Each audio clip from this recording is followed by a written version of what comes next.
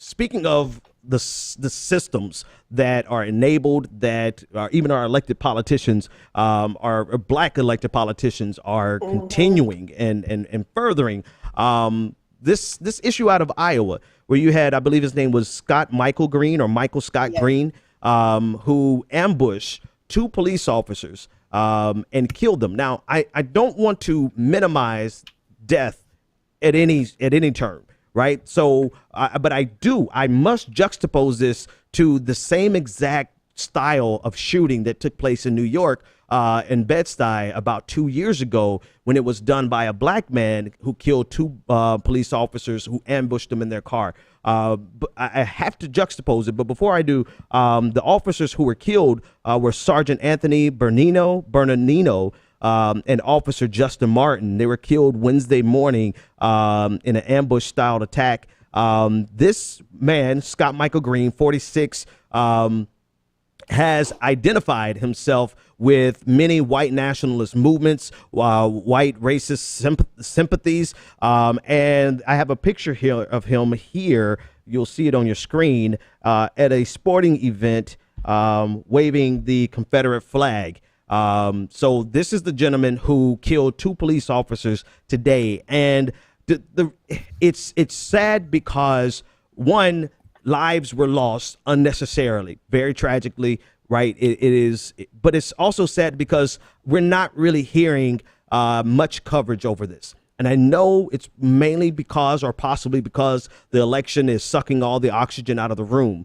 But I do know for a fact, had this been a black man who killed two white police officers, everything would have stopped. Everything would have stopped, and this would have been political fodder for Donald Trump and for the right in America, and Hillary Clinton would have nicely tried to appease both sides and making meaningless statements. But I do know, had this been a black man, this would be all over the news all day, every day, because that's what they did in New York with two officers who were killed in a very similar fashion. And it just speaks volumes to the fact that even with the death of police officers, as much as Blue Lives Matter tries to act like they care, they really have their own perceived narrative of what's the acceptable type of police death that they are going to rally behind, right? They're not going to rally behind and champion police officers over a killing by a white nationalist. They're only going to love police officers when they are killed by black people. And that's just let you know exactly how deeply rooted the problem is and how quickly they are willing to use the lives of these people they claim they love as props against a movement when they really ultimately don't care, because you hear nothing but silence in the context of the killings today. Go ahead, Anoa. Yeah, definitely. I actually saw people earlier we're blaming Black Lives Matter somehow for this even happening.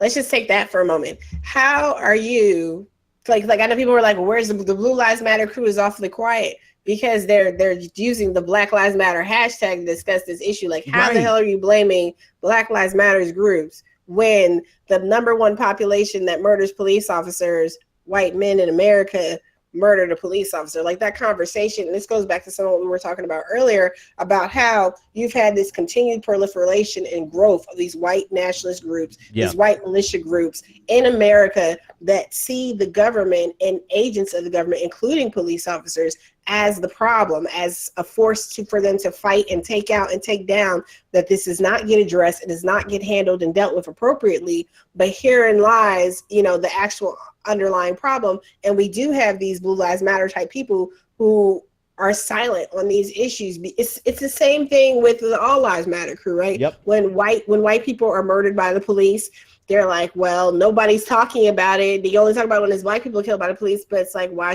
aren't you mad about it? Like they don't have a real valid criticism. And when things like this happens, it really brings that to light. But the other issue, I mean, I was just amazed that he was taken alive. Come on, man. I was amazed.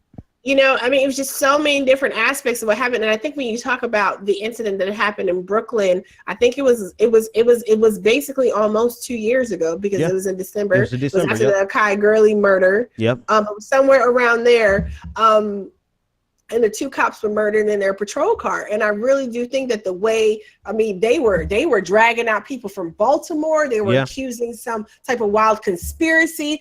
And there's an active movement of people arming themselves, not just to patrol election sites, but to actually take over and wage war against institutions and our government. And this is documented. This exists. I mean, the Bundy Ranch standoff and what happened in Oregon, that's not just some anomaly. You know what I'm saying? Like that is a very cogent entity in this country. And, you know, the feds and everybody else are just whatever. Yeah.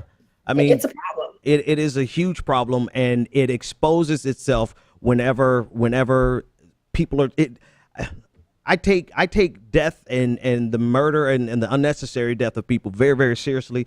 And so I'm not one of those people. I am the last person who's going to celebrate the death of anybody. Right. But it's so sad that in these instances, they can't even bring themselves to talk about it inside of its own frame. Right. The framing of this tragedy is someone who hates the institutions of America, and they view America as illegitimate, particularly because of, I mean, we can go back to the roots of the Civil War, right? They really believe, they still believe in the Confederacy. They still believe in their right to overthrow the government, and they still believe it based on their animus towards minorities in America, right? But they can't have a conversation. When I say they, Blue Lives Matter, All Lives Matter are completely inept and incapable of having a conversation about the importance of police lives whenever they're killed by white people. They just can't do it,